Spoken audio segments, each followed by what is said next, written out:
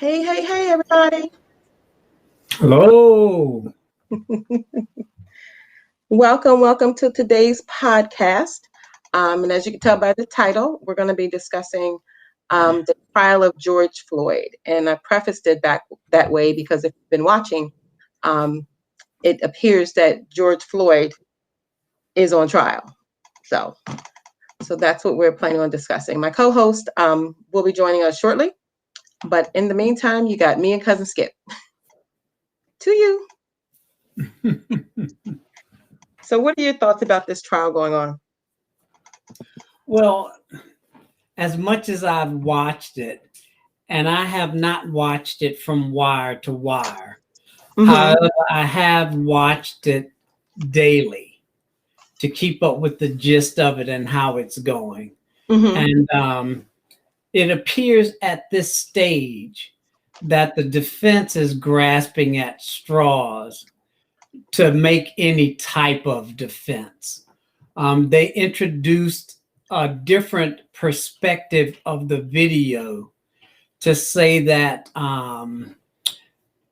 Officer Chauvin was not kneeling on his neck, but was kneeling on his shoulders. Oh, okay. That's right. The story? Okay.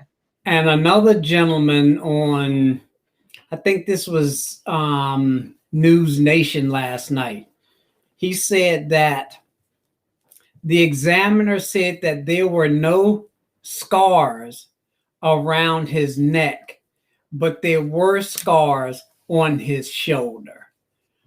So they don't have much of a defense. So obviously they're going to introduce whatever they can to try to make it appear plausible that there is some other cause of death. It seems as though right now they're actually waiting for the medical examiner who actually pronounced the cause of death to come and testify. But right now, that's just the defense's position. Well, it seems like they're from what I've watched, and I've been watching it intermittently. It appears that they're more concerned about his background than they are about what has happened to him. You know what I mean?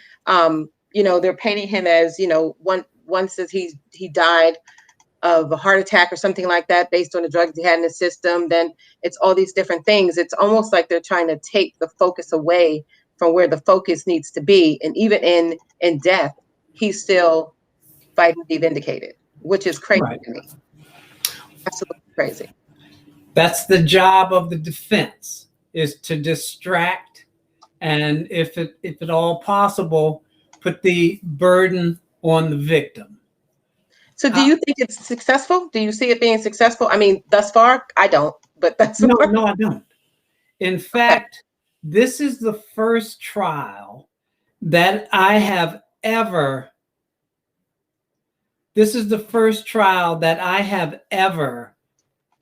seen on television or anywhere else where the commentators are pretty much letting you know where they stand. And they don't seem to be giving any plausibility to any of the defenses that the defense for Chauvin are bringing up. I think our co-host is appearing. Hold on, let me bring him in. Welcome, Mr. Bethia. Hey. What's going on, bro? Hey, ladies and gentlemen, Cousin Skip Nancy, what's going on? Hey, we were just talking about of course, I caught it. I couldn't get in though. But go ahead. Okay, yeah. So Cousin Skip, what were you saying? Finish what you were saying. Well, what I was saying is that this is the only trial that I've ever seen where the commentators are not trying to make any excuses for the defense. This happens very rarely when a black man is the victim of homicide or murder or however you want to call it when the police are involved. I think the fact that the man Chauvin offered no assistance at all for this man. He knelt on his neck for 9+ minutes. He never checked to see if the man was dead or alive. He never checked his pulse. Even from his colleagues on the scene who suggested, isn't it about time we turn him over now? Right. He ignored everything and everybody. And even the EMT, from what I've read, they wouldn't even let the EMT assist him. Exactly.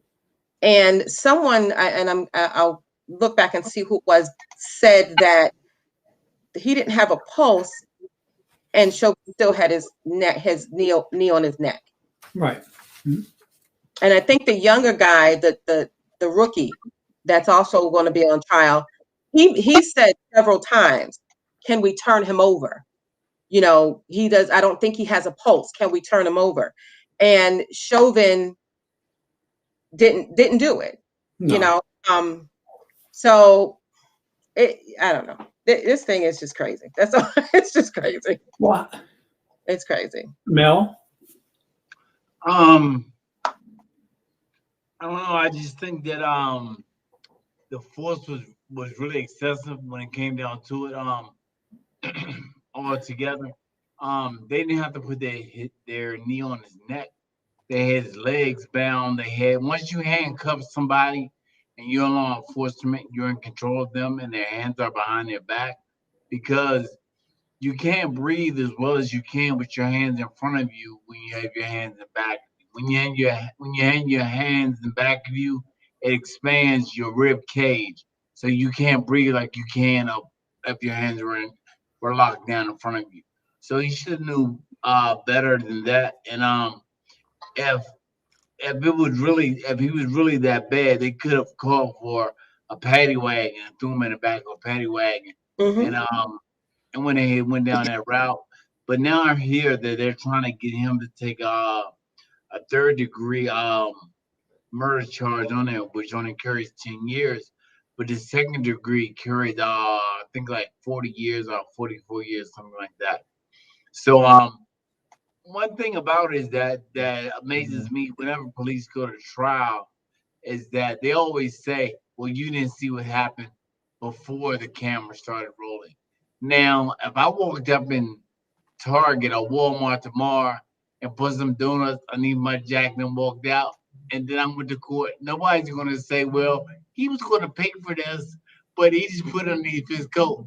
No, I'm going straight to jail.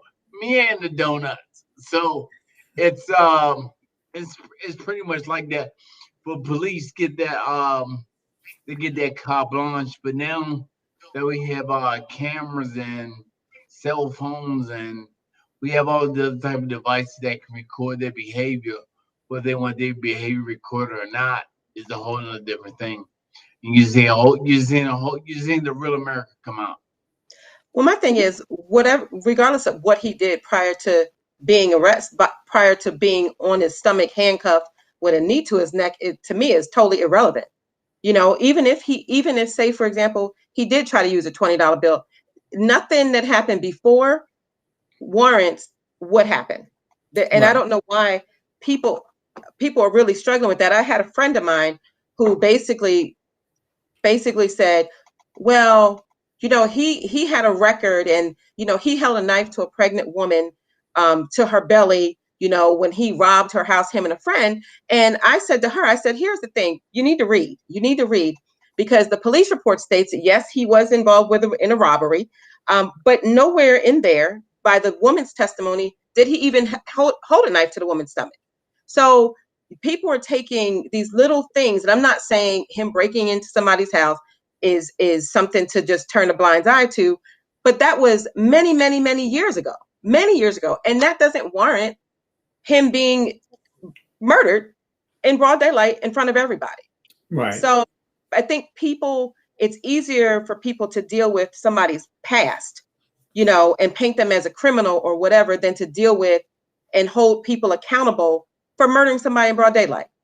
Right. There's like no gray area there. Go ahead, Skip. No, I was going to say, you can't continually try people for stuff that they've done in the past, you know. But people do it. The man was walking upright when he went into the store, whether he knew the bill was phony or not. Right. He stood in line and he bought whatever he bought with that phony $20 bill. Right. He wasn't having any arrhythmic episodes. Right. He wasn't having any problems breathing.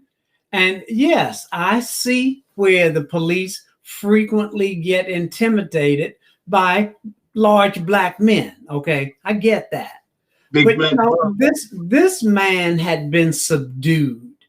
And when you look at the video where they're trying to introduce that his knee was on his shoulder, the officer's arm that you can see in the rear of the video, his only interest is to keep Floyd's leg pushed down on the ground.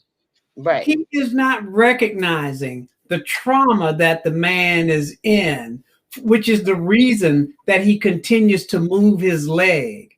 Well, you know, after he stops moving his leg or anything at all, they still don't take their knee off of his neck or check his pulse or turn him over. They don't do anything to help him.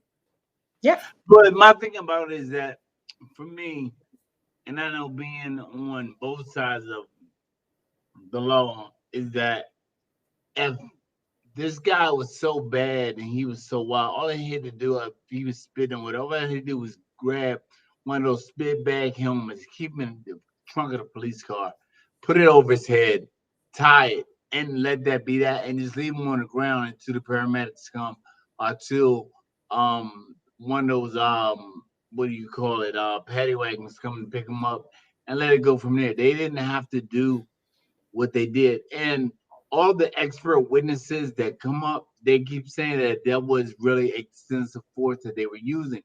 But the drug thing trips me out, because the girlfriend, she freely admitted, she was just like, yeah, man, we used to get high together. And I was thinking to myself, I was like, George, if you come back in the next life, don't pick her. Don't pick her, whatever you do. Don't pick her. Because, I mean, my thing about it is that if say if me and Nancy got high together, whatever, and God forbid, God forbid something happened to her, and somebody come to me and say, well, you and Nancy got together. No, we didn't. No, what are you talking about? That would be my thing. What are you talking about? I don't know what you're talking about. That would have been it for me. But my thing about it is that if they can tear down your character, if they can't find anything else, like when he was bouncing around in the store, he was fine. He was fine when he was in that store and they showed that store video. He was fine. But once he got that encounter with the police, and I wonder how did they get him, how they get to the Mercedes to be sitting down and then wind up all the way on the other side of the police car and him face down on the ground. There's some tape that's missing somewhere. I think he slipped. I think he slipped, because there's a tape of them showing when they were handcuffing him when he was in the Mercedes. And you can see that he slipped. That's how he wound up on the ground. That's what it looked like to me. It looked like his foot slipped and they, but he was handcuffed at that point. So he slipped and he wound up on the ground and on his stomach. And then, so he was handcuffed when they took him out of that Mercedes, out of that truck. He was handcuffed. But this is the police we're talking about. So slipping, it just doesn't. But there was footage. There was footage of him physically slipping, and the guy that was in the vehicle with him testified to that. When they first interviewed, they interviewed the witness, said that that's what happened. So there's footage. He was his drug dealer. Well, it doesn't matter what he was. It doesn't. That's not been That's an assumption. attested to. Right. That's an assumption. Right, you're right. That's not has been tested to, but the girlfriend said the guy in the car was the guy that we were buying our drugs from. Okay, That's but what was the she high when girlfriend she said said. it? Was she high? Huh? Was she Huh? high when she said it? Was she I, high? I don't know. I wasn't in See, court. I don't even deal Okay. with her testimony because at the end of, for I somebody to say you got to deal with her testimony because that was his girlfriend. She was with him. right, but I mean, but She was if with him. So well, but if it's true, it's true. I mean, right, but it's irrelevant. It's irrelevant who the guy was in the vehicle. The bottom line is the fact that he was handcuffed and not put on the ground and killed, pretty much. The And she guy, probably was the guy who was in the vehicle with them is making arrangements with the police for them to ask him certain kinds of questions so and he not ask him any questions that will cause him to incriminate himself. right. Right. So right. whatever she's talking about ain't got nothing to do with nothing, you know. Right. Now And he might he's have not some nefarious going to dealings. take the stand and Right. answer any questions that's going to incriminate himself. They could been going to buy up all the dope in town, you know. Right. That's no reason this man for him to put his foot on his neck for 9 Right. minutes and 26 seconds or whatever it was, for them to render no aid to him. And as I was saying previously, this is an occasion in which his behavior is so egregious and distasteful that the commentators who are covering this, you know, this is just obviously distasteful to them as well, you know. Right. And if most of them could convict him today, they probably would. There's something introduced by the defense that says he asked one of the trainers, does it sound like Floyd says, I ate too many drugs today? And the guy says, no, it don't sound like that at all. I don't know what he's saying, you know? So Right. it is something else. This is still them just grasping at straws because there is no defense for his behavior. No. And the police, before you comment, Mel or Cousin Skip, there's a message in the chat from Dion Farmer. It says, it seems his character is on trial more than anything and not the fact that he was murdered. I saw a comment on Facebook that I thought was interesting regarding Chauvin's glasses. If Floyd was resisting so strongly while handcuffed, how was it possible for, hold on one second. I'm sorry. How was it possible for Chauvin's glasses to remain steady on his head for all those minutes? Well, yeah, got a point. Got a point. To me, I think that I mean, is this whole case is like indefensible. There's nothing that you can come up with. Exactly. Right. I mean, Yep.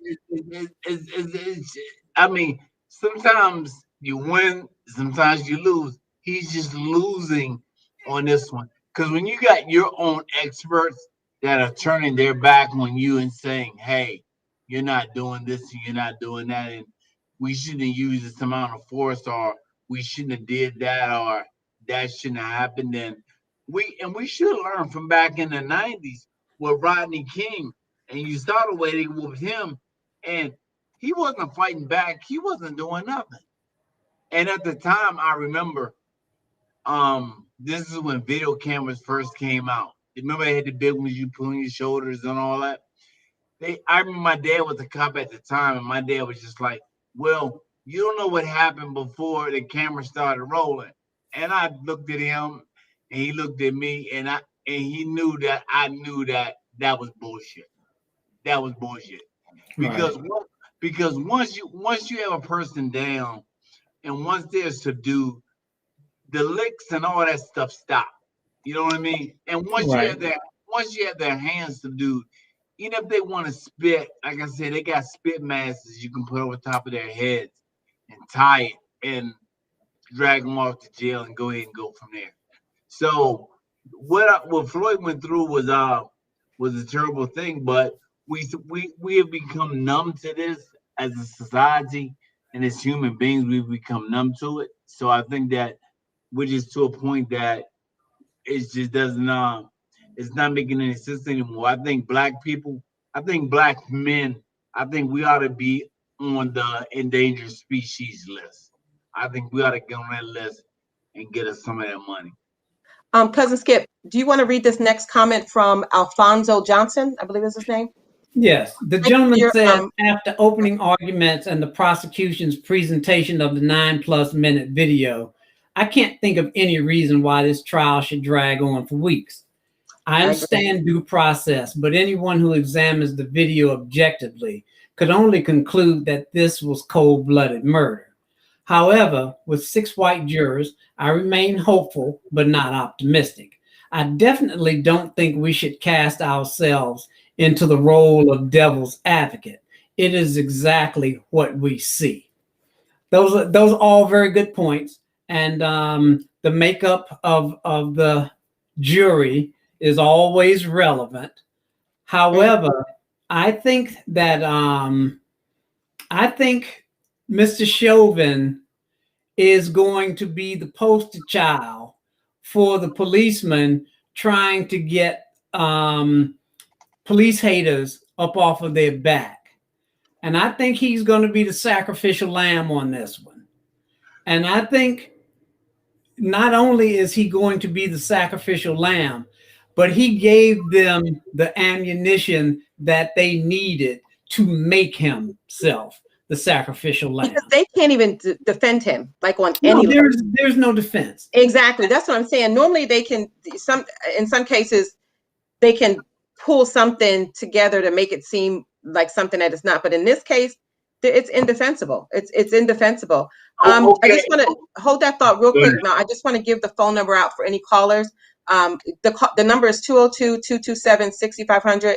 Call us and give us your opinion. Let us know your thoughts. You can also interact with us via chat on any of the platforms that this is streaming on, which is YouTube, Facebook and Twitch. Okay, sorry, go ahead.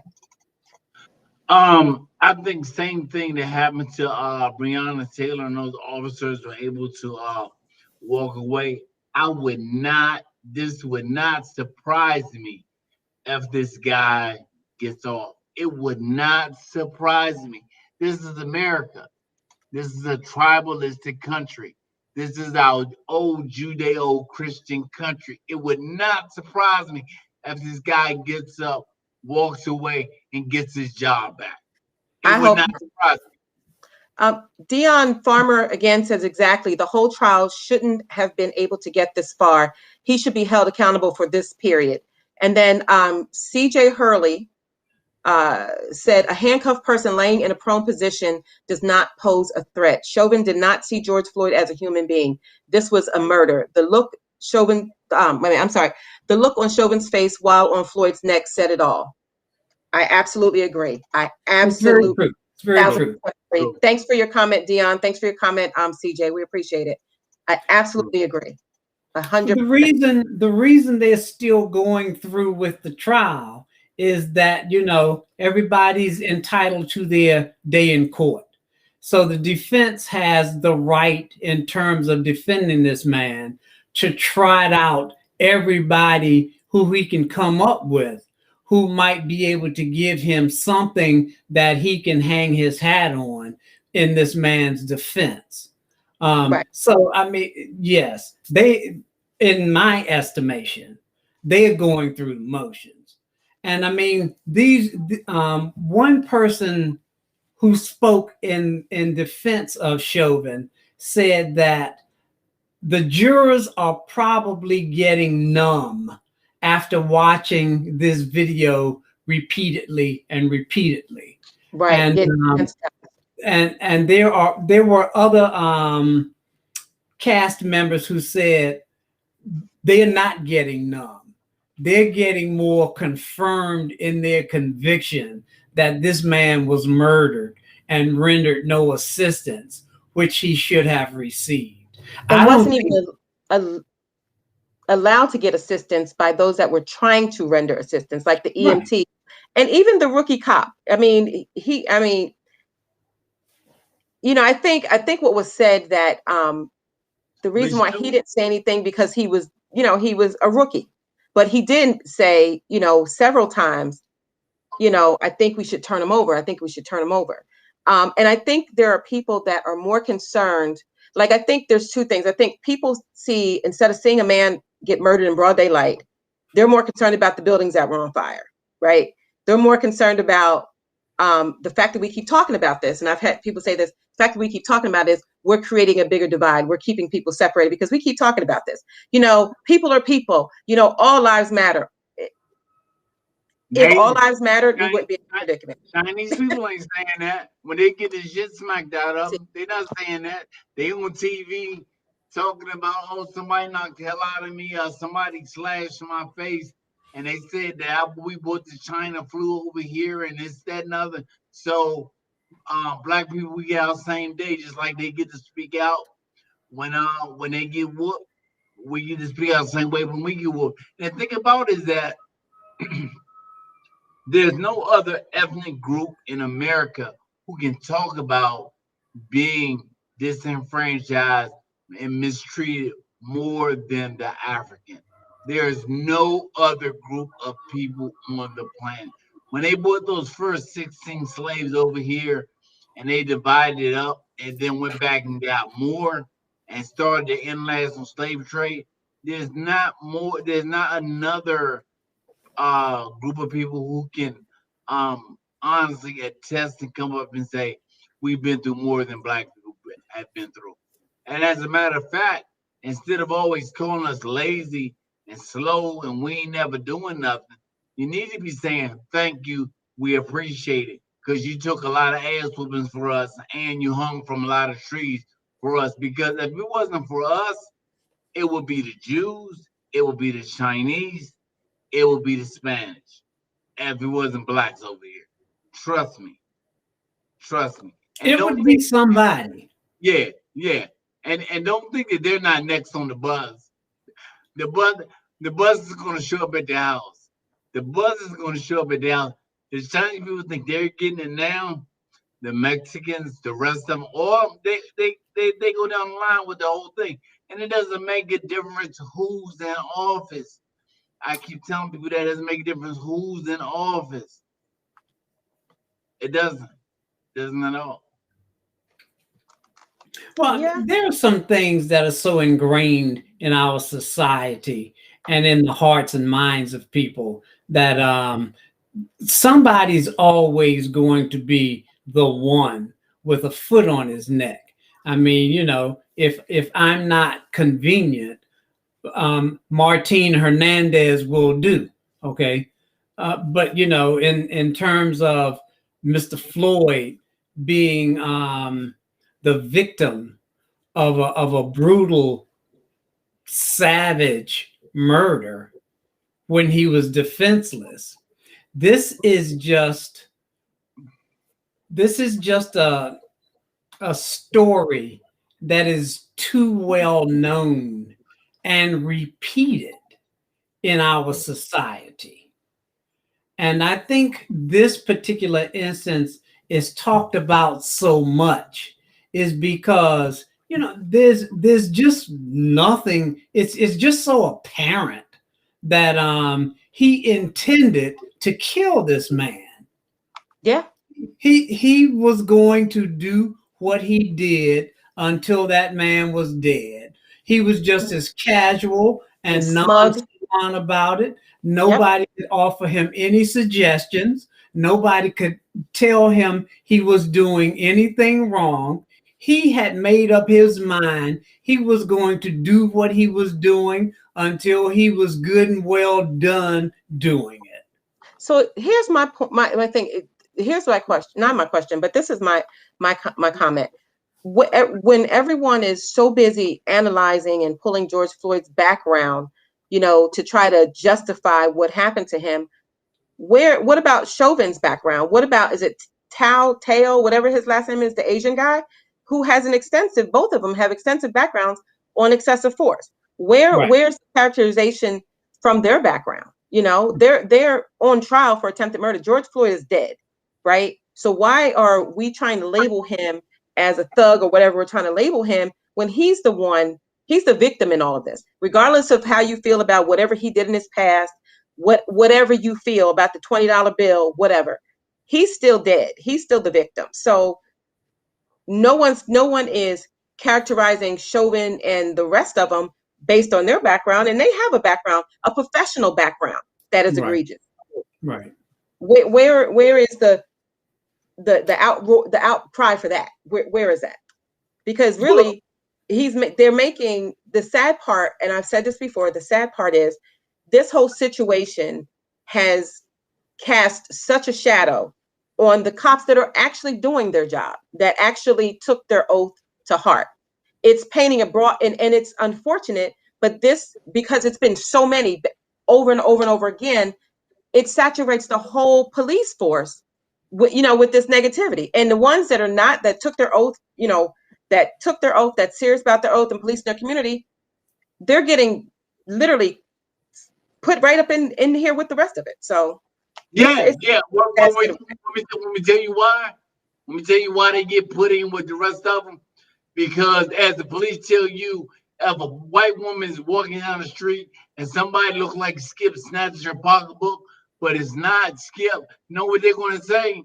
He fits the description. So guess what? The rest of the cops that are dressed in the same blue shit that this cop had his knee on Floyd's neck, guess what? They fit the damn description. Same thing with the Catholic priests in the Catholic Church. I got a big beef with them. Anyway, all priests to me fit the damn description. They fit the description. And if I was snatched up off the street tomorrow, they would say, "Oh, we're sorry, Mr. Bethea. It wasn't you. We did face recognition. We ran your fingerprints. It wasn't you. But you fit the description, though." So when you tell cops, so when cops say, "Oh, I'm a good cop. I'm not that type of cop. I'm not this." Nah, you wear the same get up that they wear. So guess what? You fit the damn description. So you And, with it. and the point that you're making right now is one of the very reasons they're going to hang this fool out to dry, because they don't want people to take that particular attitude and opinion and run with it. right. He is expendable, and I think they're gonna let him go. I think he's going to be held to account for his actions on that day. And didn't they take the more serious charge off the table? Not that Yeah, I'm Or- aware of. I I think, I think, I Did- think. No. They're trying to give him a lesser charge. They was going to give him murder 1, but they're trying to give him like murder 3, which only will give him 10 years, and he will only yeah, want that's to do what I 8 thought. years. Yeah, he Because only I want to do 8 years. So because I Well, think that's one the of the original charges. Murder 3 with something and murder 2 with something. but right. I thought they were going to try, what's the prosecutor's name?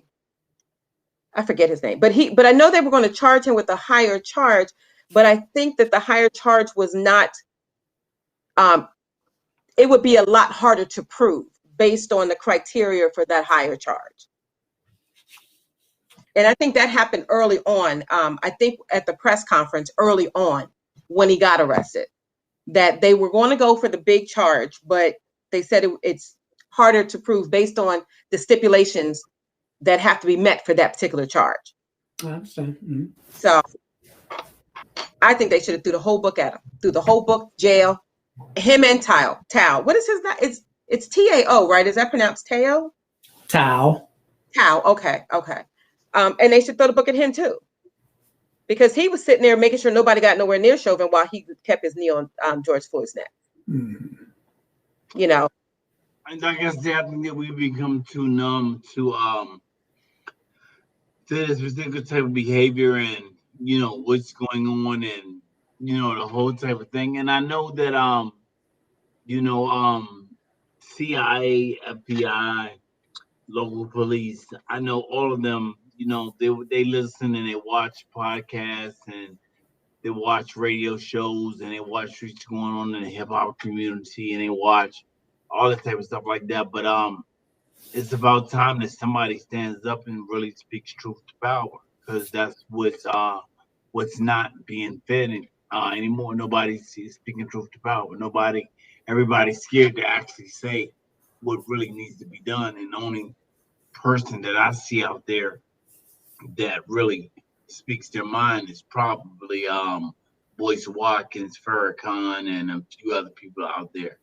But there you don't have people who actually speak truth to it and say, hey, this was wrong. And my thing about it is that I want to see all of the Caucasian people. I want to see y'all stand up. I want to see y'all stand up. Just like y'all ran through the Capitol, I want to see y'all run through this courthouse the same way y'all did and say that our man was wrong. Because he's part of y'all clique. I'm sure he's part of y'all clique. I'm sure he's a card carrying member of the clan. So I want to see y'all say that, we're throwing him to the wolves. He was wrong. So yeah, I understand. Got that point. Got that I point. think in the final analysis, this trial is they're showing it gavel to gavel, and I think so many stations are committing their time to it because they really want this man to be held responsible for his actions. You will note the conspicuous absence of the station that is not showing any of it because Yeah, no, go ahead. that's true. I didn't even. Yeah. No, go ahead, Skip. there's one particular station that is not showing any of this coverage because there is nothing that they can say in the defense of this man for the length of what this trial is going to be. This man convicted himself on a 9-minute videotape in which he sat there nonchalant and disinterested in the life of this man that he had his knee on his neck of. And very smug. Very smug. Right. And you had Ms. Farmer said Al Sharpton stands up. And what I want to say about Al Sharpton is that, first of all, he looks like a bobblehead Pez dispenser. First of all, I'll say that. Number two, I want to say that I'm tired of him talking about I marched with Martin Luther King and I was James Brown's manager. I'm tired of hearing that. And um Al Sharpton doesn't stand up. There's a difference between being a black leader and a leading black. There's a big difference in that. And black people need to know that. And white people need to understand that. Just because we got Michael Eric Dyson or Boyce Watkins or whatever standing up, or Jesse Jackson standing up, that don't mean they speak for the whole entire black race. They don't speak for, just like Newt Gingrich don't speak for everybody that's white.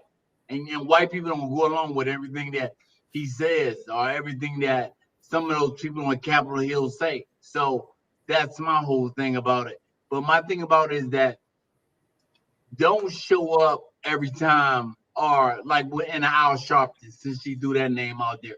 Don't show up every time something bad goes wrong and you're showing up on the scene. And I'm Al Sharpton. I'm going to be there. Be there when there's nothing going on. That's when I want to see you, when nothing going on. That's when I see Eric Dyson. That's when I see Farrakhan. That's when I see a lot of other people. And you tell me who in history of America's 226-year history has ever got 1 million people to come to one place and no violence took place. You tell me that one person. Tell me that one person. I thought Al. Well, I Louis thought Al Farrakhan is the Sharpton. only one. Enlighten us. Louis Farrakhan is the only one. Is the only one. The only one. What? The only one that brought 1 million people to the United States Mm-hmm. Capitol and no black people and everything else happened. He brought 1 million blacks to the nation's capital at that particular time. And everybody thought, oh, it's going to be a million rapes. There's going to be a million stores are going to be broken into. This is going to happen. And none of that happened. None of that happened at all. Because we're not that type of people. But you let the media tell the story, that's what it was supposed to be. Or that's what it was going to be. But it didn't happen to be that way. So my thing about it is that Al Sharpton and all the rest of that crew that want to get out there and march all the time, instead of marching, instead of protesting, you need to turn it into policy. That's what you need to turn it into. You need to turn it into laws. That's what you need to turn it into. And didn't we march 50, 60 years ago and we're still marching to this day? And do you realize the wealthy 1% are not out there marching? You ever notice that? Tell I me think you there's other things you can do besides march. I don't think that a person's support should be indicative of whether they march or not. I mean, and to your point about Al Sharpton or Farrakhan or whomever, yes, Farrakhan did the Million Man March, and that was unprecedented at that time. But real talk, and it's just from what I see, I haven't seen Farrakhan in the media. I mean, and I'm not saying he's not. I'm not saying he's not. All I'm saying is in terms of seeing him, I don't see him. I don't see him. I did listen to one of his messages, and it might have been on YouTube or something like that, where he talked about the George Floyd situation. But in terms of being out there in front of media, in front of whatever, talking about what has happened, I don't see him. Al Sharpton, you only see him because he's now has a little segment on the news station. You see him, but there's a lot of people that you don't see that may be doing a whole lot, seriously. And then there's people that you see that you just see and they ain't really doing nothing. They just, show. You got so many celebrities that give money behind the scenes. That's my point, so right? I do agree that give money behind the scenes to the Nation of Islam, to United Negro College Fund, to different organizations. But my thing about it is that the reason why you won't see Farrakhan out in open is because a lot of people think what he has to say is hate speech. They think it's hate speech. They don't think that is speaking knowledge to power. They don't see it as that. They see it as, oh, he's going to awaken the masses. Don't let him wake up the masses. And my thing about it is that, and then Henry Ford even said it himself, if America knew what was going on, they would be out in the street in bundles and in droves. That they knew how the country was being sold out and how the country is being ran. Even Obama, when Obama was in office, there were certain hotels that he couldn't stay in New York City because they were owned by the Chinese. So, with that being said, you really got to look around and see what's going on around you and what's happening around you. And only time, like I said, I'll go back to Al Sharpton. I see him is when he's on CNN, cheesing and grinning, or when he's on when something happened.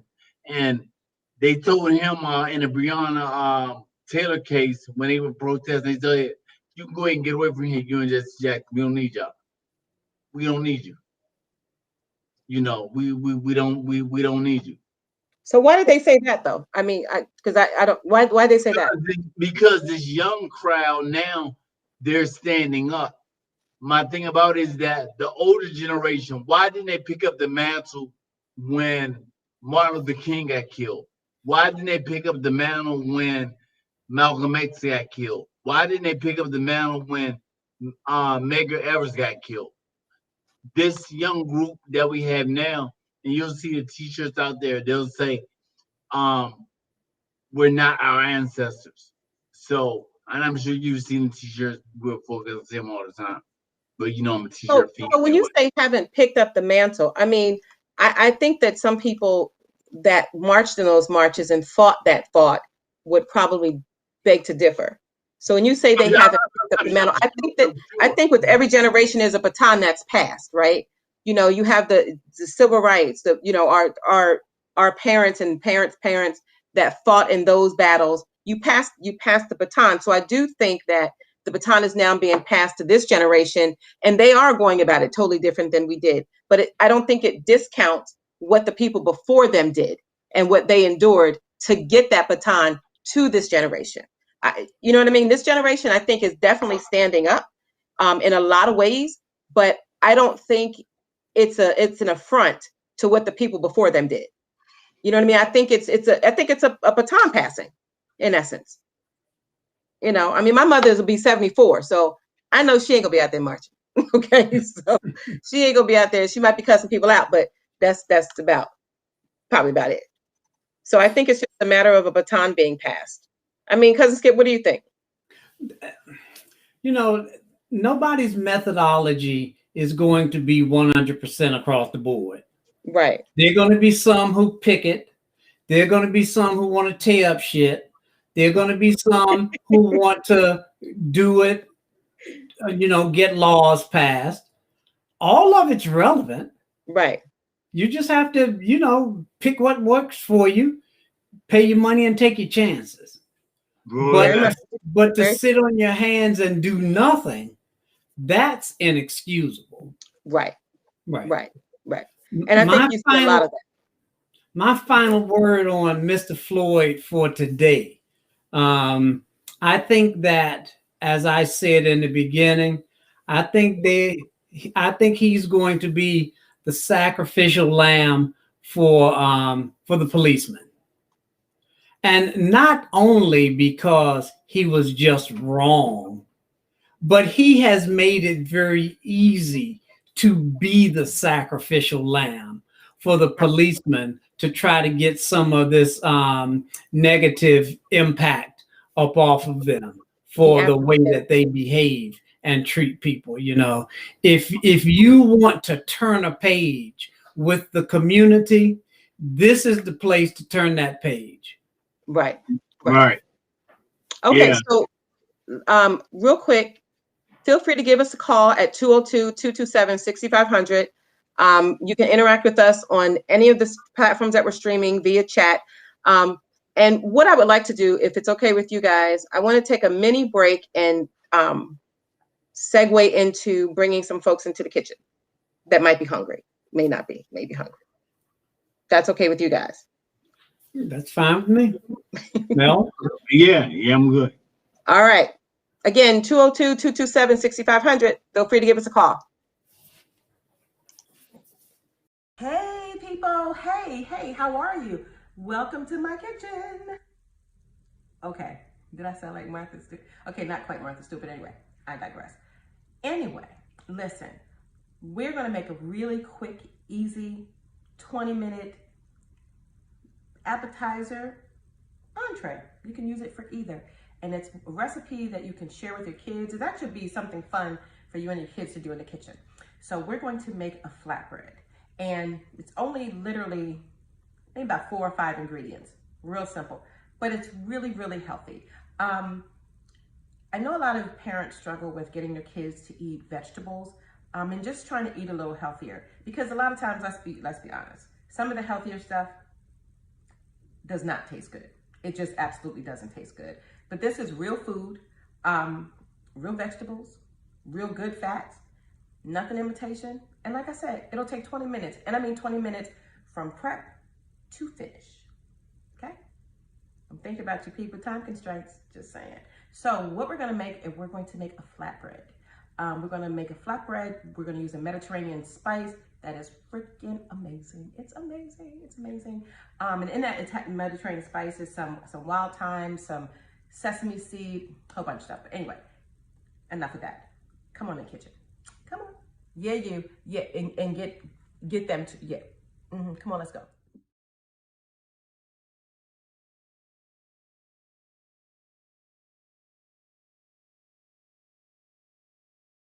Okay, we're gonna make a real quick flatbread. As you can see, we have our flatbread. You can get the round, you can get this rectangular. I got the rectangular. You're gonna need a basting brush. You're gonna need some cucumber diced up. And that's about a little bit more than a half cucumber cut up. And you're gonna need some red tomatoes. That's about 2 Romano tomatoes, which are the oblong looking ones. And then I just added a couple of wild mushrooms, which is yellow. It's like a yellow and purple, so I don't know if you can see that, but it's just literally a few, not a whole lot. And this is the star of the show, za'atar. This is a Middle Eastern spice. It's made with wild thyme and some other ingredients, but it is absolutely amazing, absolutely amazing. And you can get this online at Amazon, and I will leave a link to this particular spice at the bottom in the comment section, okay? All right, the other quick thing is we're gonna need a little salt, and you can use olive oil if you want. I'm gonna use avocado oil for this particular quick meal. So, but again, olive oil will do the same trick. Okay, here we go. Okay, first we're going to take some oil. You're gonna drizzle it on. It don't matter how much you put on. Just gonna drizzle it on so we get a nice coat. And we're gonna drizzle it on. Okay.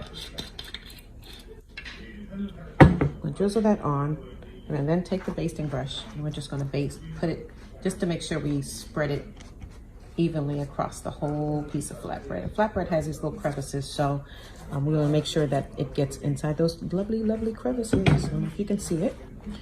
All right, inside the crevices. All right, it looks like we just dumped water on it, but we didn't. All right, so you can see some of it's still dripping, which is good. You want that. Can never have too much of the avocado oil, and it's actually really good fats. All right, so we're going to take some cucumbers. Just gonna take the cucumbers and just, ain't gotta be fancy. We're just gonna throw it all on here. Some cucumbers. Now, the other thing you can add on here, you can add some onions if you want. I typically don't, I just do the cucumbers. All right. All right. The other thing I try to do is I take this spice. I don't know if you can see it, but anyway, I take the za'atar and I literally, with each layer, see, I don't have hardly any left. That's how much of this I use all the time. But anyway, a little bit in my hand, actually a lot in my hand. And you want to sprinkle it on. Coat this bad boy. All right, I'm gonna sprinkle it on a little bit more. This stuff is like amazing. Wait till you taste it. It is like so amazing. So I'm gonna put this stuff on. Make sure we get it all over the flatbread. Use a little brush if you need to. You know, don't matter if the cucumbers move, they're gonna move anyway. So we'll just make sure we get this za'atar on here. I'm actually gonna put some more on here, but let's put the tomatoes on here too first. All right, tomatoes. Here we go. You gotta get you back on there. All right, add a little bit of salt. After you do the za'atar, add a little bit of salt, not a whole lot. I don't know if you can see that, it's not really a whole lot. Just gonna put a little salt on here. All right. Okay, we're gonna start with the regular tomatoes. Now put those on here. You wanna just sprinkle them on. Again, doesn't have to be fancy, but we're just gonna sprinkle them on. Yeah, there we go.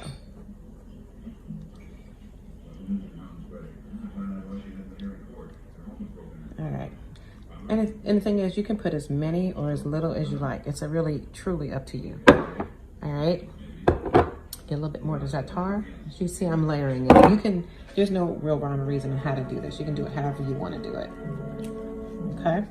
However you like to do it. I just like each layer to have some flavor. So, a little bit more salt. Pretty much same amount as I used before.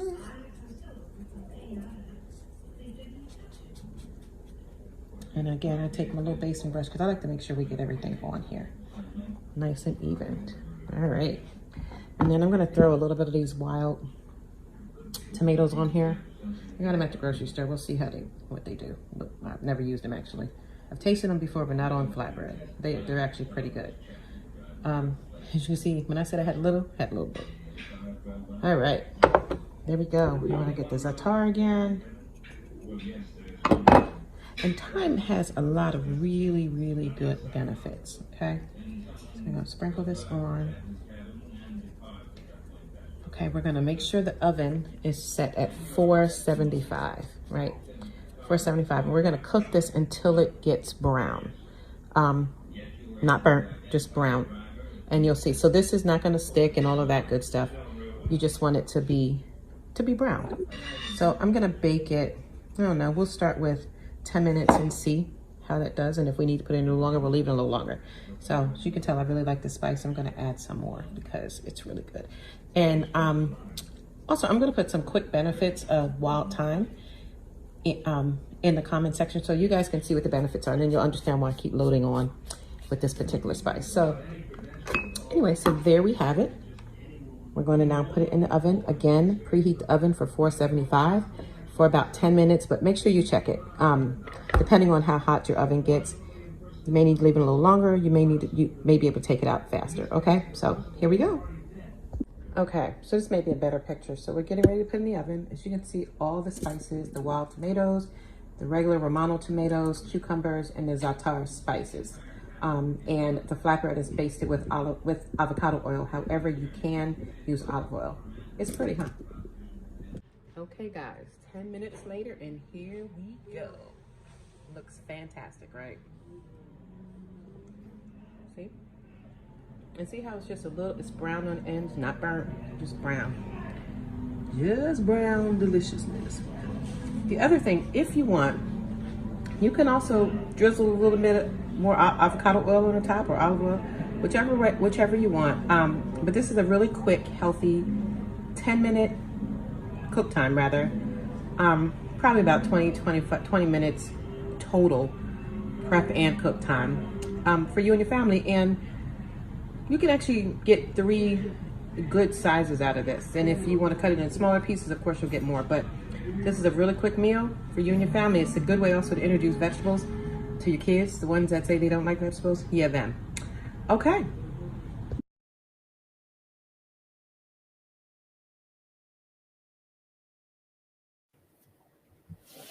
Hey, people.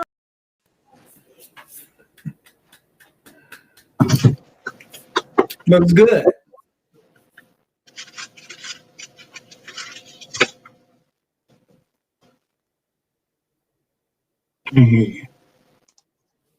Thank you. I said for the non-cookers, something just real quick that anybody can make.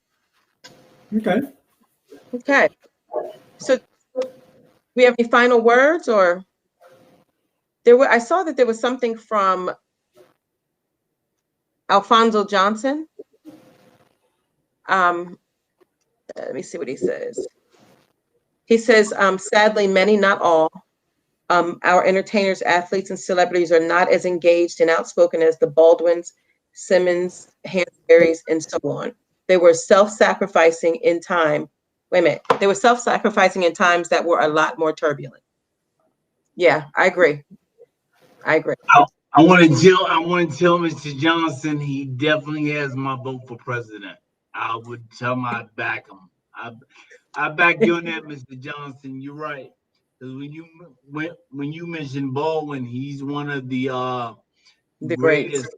He's one of the greatest orators and writers of the 20th century. We won't get another one like him again. And all the people you mentioned were great, and all of them stood for something. Now everybody just corporatized now. They're just really corporatized now, and that's so sad. But that's what it is. But I definitely agree with what he had to say. Okay. Any final thoughts? Final thoughts, cousin Skip. Mr. Chauvin is gonna get his comeuppance when this trial is over. Wait, say that again. Mr. Chauvin is going to get his comeuppance when this trial is over. The word of the day: comeuppance. Comeuppance, yeah. Comeuppance. Okay, so we have excoriate and comeuppance. Yeah, that word. I've been trying to use that in a sentence somewhere. Excoriate. Okay. All right, Mel. I just want to say y'all be kind to each other out there, and just look out for each other and pray for each other and be kind to each other. So okay, so my final thoughts is I agree with what both the gentlemen have said. The other thing is, when it's time to vote for your local officials, your police chiefs, and all of that, midterms, get out and vote. Get out and vote. If you can't do nothing else, voting is free. Get out and vote. You know, make a difference where you can make a difference. You may not be marching, you may not have the finances, but you can vote. You can vote. Take the time to look at who's running in your community and vote. So that's my last bits of a little bits. See, that wasn't as good as comeuppance, but that's it was fine. comeuppance. I'm going to use that. I'm gonna find a way to use that. I'm gonna find a way. Find a way. Thank you for joining us. Thank you so much for joining us, and we'll be back next Wednesday at 7 p.m. Feel free to send us a leave a message on our YouTube or our Facebook if you have any titles, topic suggestions. So we're around, but we'll see you next week. Talk to you all later. Have a good night.